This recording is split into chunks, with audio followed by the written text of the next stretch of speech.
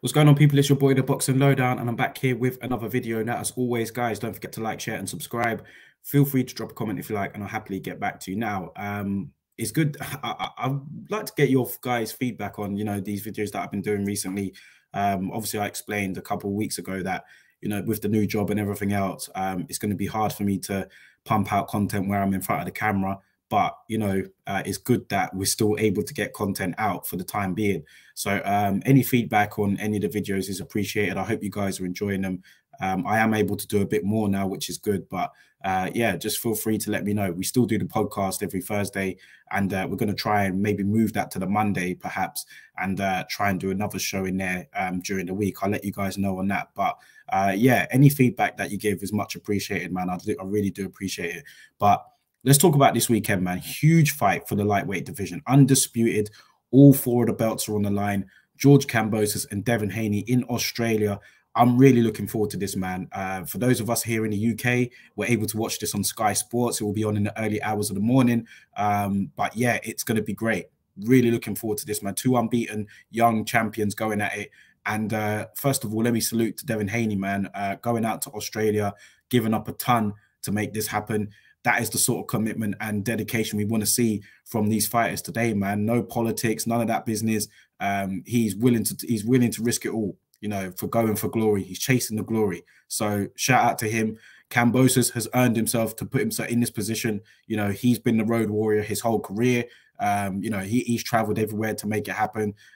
He obviously went overseas to get the belts. Obviously, that's where he's made his name. So, yeah, I don't have an issue with him having a homecoming. Do you know what I mean? With all the belts. So this is what it's all about. This is what boxing is all about, man. And we're going to see two young warriors going at it on Saturday night for sure.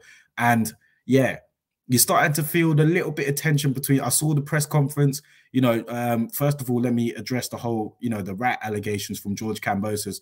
I thought they were pretty ludicrous, if you ask me. I thought he was reaching for something to try and get into Devin Haney's head.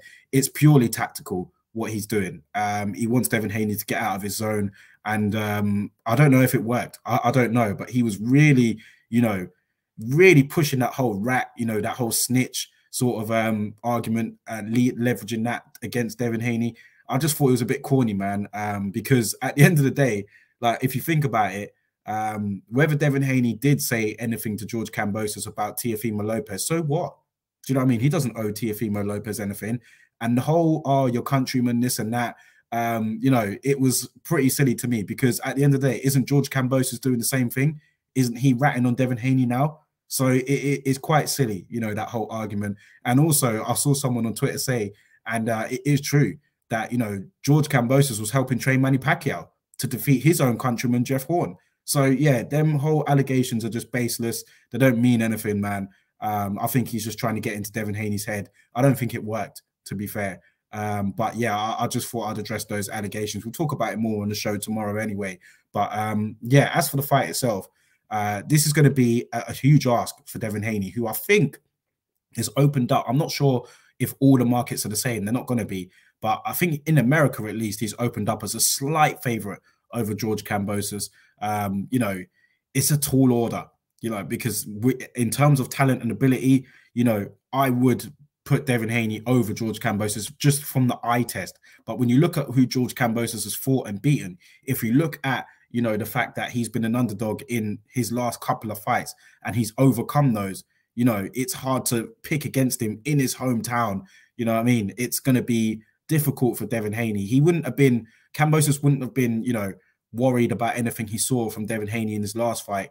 He doesn't have tremendous knockout power. He has shown that he can be vulnerable at times.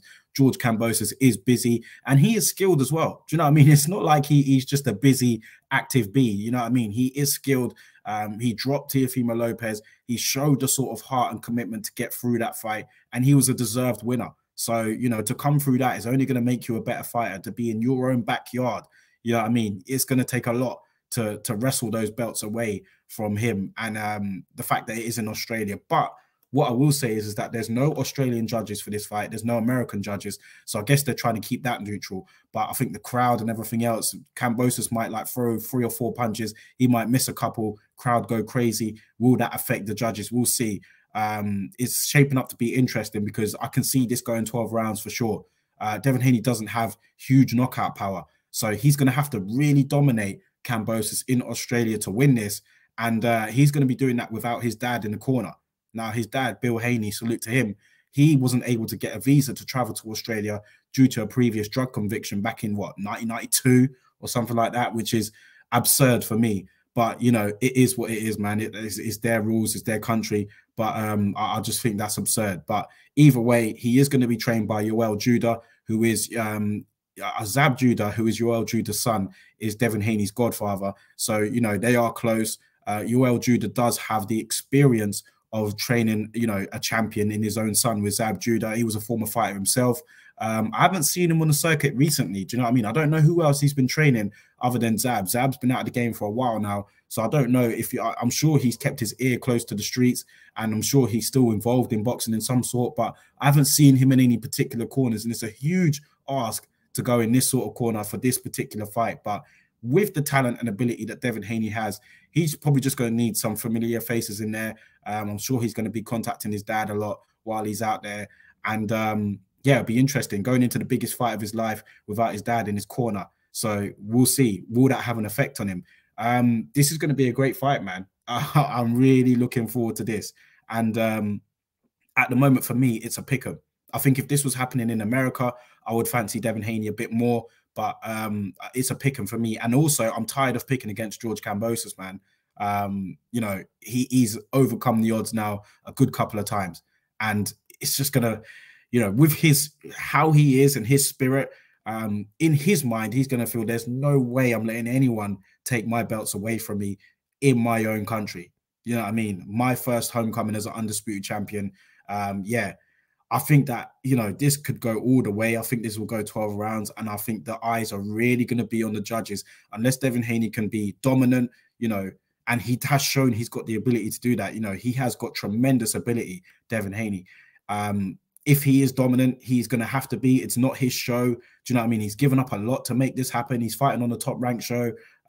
He's left DAZN and Eddie Hearn for now to make this happen. This is his dream. This is, you know, the stakes are really on the line here, man, which is it's what makes this fight so exciting for me, because there's so much on the line. Both of them can, of course, bounce back should they lose, but you know, this is it. Yeah, this is really it. All 4 belts on the line, undisputed.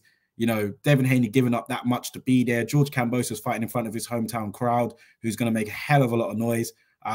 Yeah. Really looking forward to this show, man. Obviously I'm going to be tuned into this one, but as for a prediction, man, I'll give it on the show tomorrow. But it's like, for me, Devin Haney with the eye test and what he's done, and you know, he has beaten guys. You know, he has beaten Linares, he has beaten Diaz. Do you know what I mean? He has beaten guys, and Kambosos has beaten guys too. Yeah, it's what you prefer and what you like.